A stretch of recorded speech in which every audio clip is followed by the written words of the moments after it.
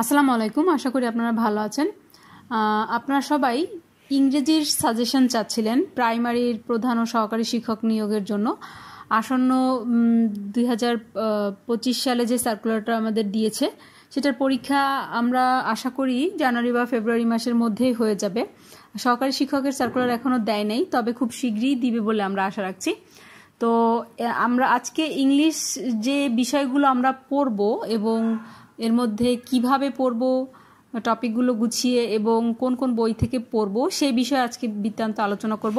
তার আগে যারা প্রথম আমার ভিডিও দেখছেন তাদের জন্য আমার পরিচয় বলছি। আমি খাদিজা আক্তার, আমি বিশেষ সাধারণ শিক্ষা ক্যাডারে আছি।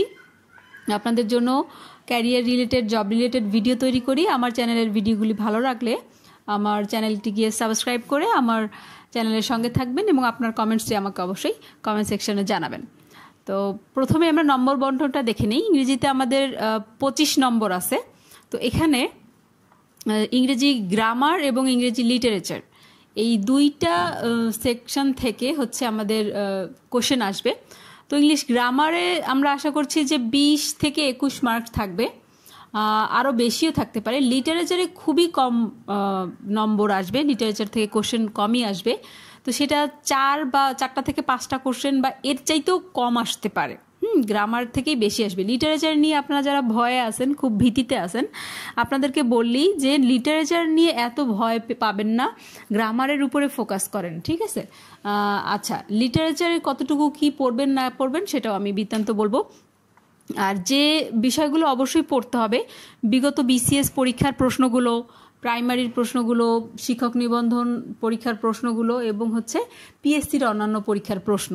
তো এই বিষয়গুলো হচ্ছে প্রথমেই পড়বেন নাকি টপিক ধরে পড়বেন, তার পাশাপাশি প্রতিদিন 2-1টা কোশ্চেন পড়বেন, সেটা হচ্ছে ডিপেন্ড করবে আপনি কি লেভেলের ইংলিশের স্টুডেন্ট।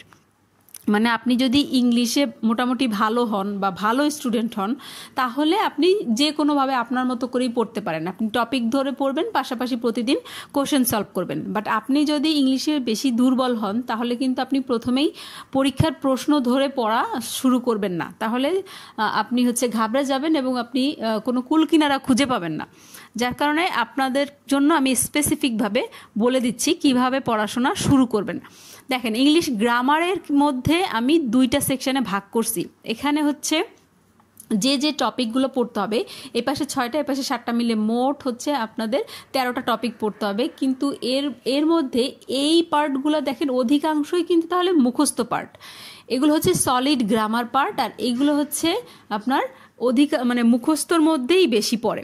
আচ্ছা, তো আপনারা যারা মোটামুটি ভালো মুখস্থ করতে পারেন, মনে রাখতে পারেন, তাদের জন্য কিন্তু ইংরেজিতে ভালো করার সুযোগ আছে। তার মানে চোখ বন্ধ করে হচ্ছে আপনার চেষ্টা করতে হবে যতটুকু মুখস্থ করে পারা যায়। হ্যাঁ, তো আচ্ছা, এখানে দেখেন প্রথমে আমরা গ্রামার পার্টটা নিয়ে আলোচনা করি।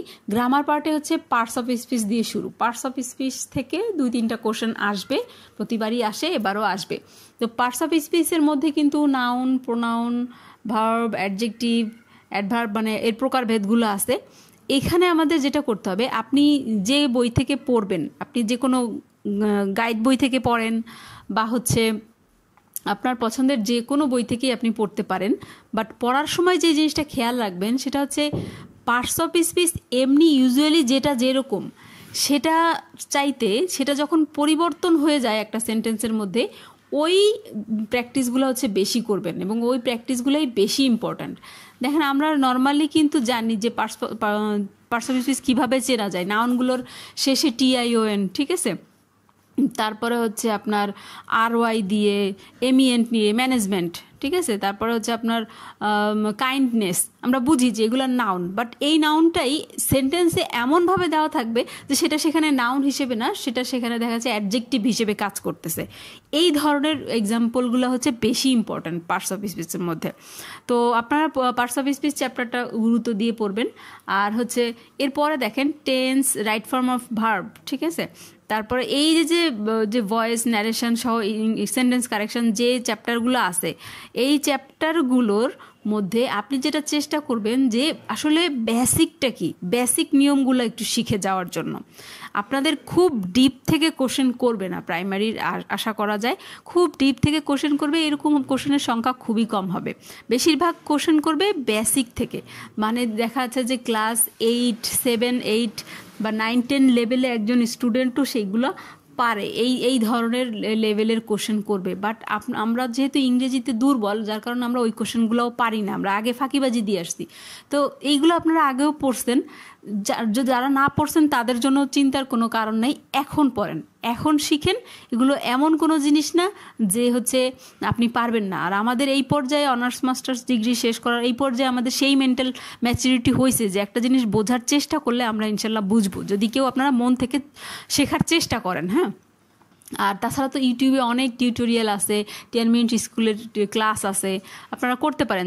যদি দেখেন যে বই দেখে আপনি বুঝতে পারতেছেন না, যে কোনো একটা টপিক ধরে 2-1টা ক্লাস করবেন। আবার এর মধ্যে বেশি ঢুকে যাবেন না, মোটামুটি আপনার একটা ধারণা যে কখন ভার্ব, জিরান্ট কীরকম হলে জিরান্ট হয়, কীরকম হলে সেটা পার্টিসিপল হয়, এইটার বেসিকটা একটু বোঝার চেষ্টা করবেন। আর হচ্ছে যে বইতে পড়বেন ওই বইয়ের পাশেই দেখবেন যে প্রাথমিকে আসছিল বা বিসিএসের এততম বিসিএসে আসছিল, এইভাবে করে পাশেরগুলো একটু প্র্যাকটিস করবেন। ব্যাংকেরগুলা বা অন্যগুলা ইউনিভার্সিটিরগুলা এগুলো মানে এসকেপ করবেন।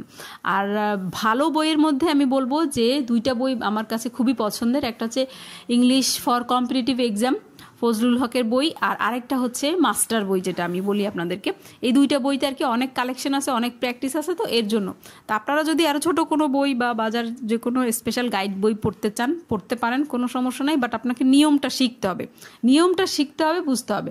আচ্ছা, এরপর মুখস্থ পার্টটার কথা যদি বলি, মুখস্থ পার্টে এসে দেখেন আমাদের প্রিপোজিশনটা কিন্তু হচ্ছে মানে ফিল ইন দ্য ব্ল্যাঙ্কস আকারে আসতে পারে, অথবা হচ্ছে আপনার ডাইরেক্ট হচ্ছে করে আসতে পারে, যে অ্যাপ্রোপ্রিয়েট প্রিপোজিশন এর অর্থ হয়েও আসতে পারে, বা সেন্টেন্সের মধ্যে কোনটা প্রিপারেশন এটা আন্ডারলাইন করেও আসতে পারে।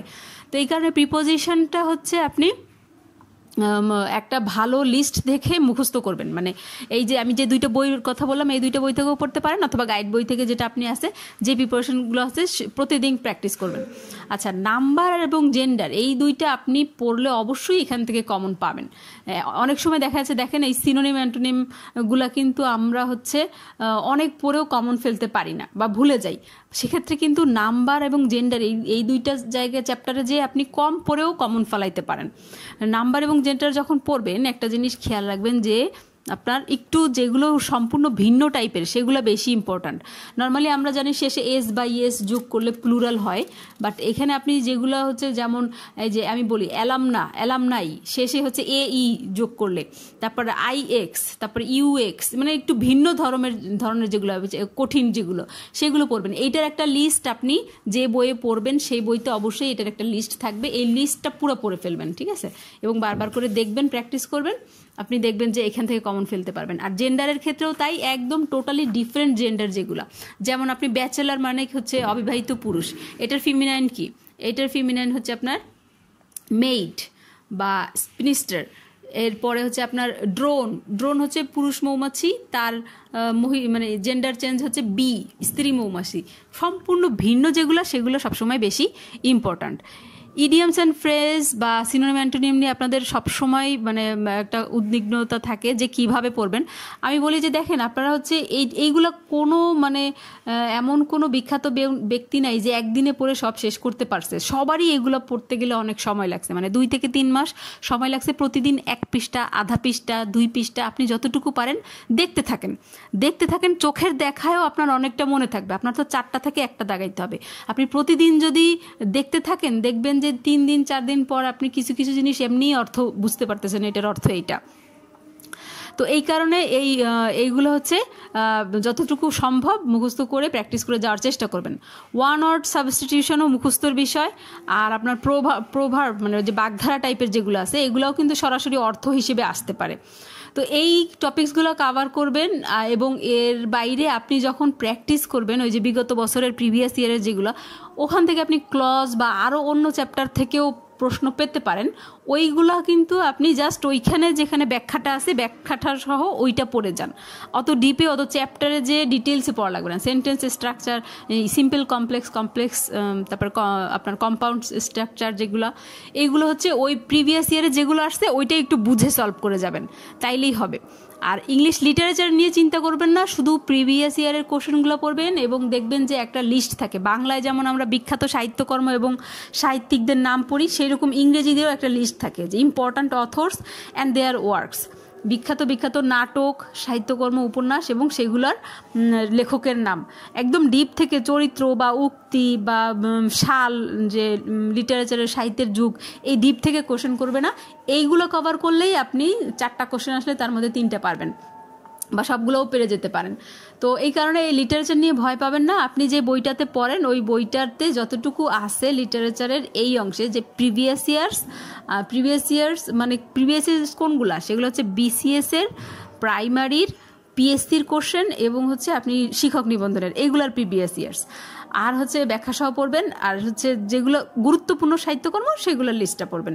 আশা করি আপনারা উপকৃত হবেন। তো ভালো থাকবেন, ধন্যবাদ সবাইকে, আল্লাহ হাফেজ।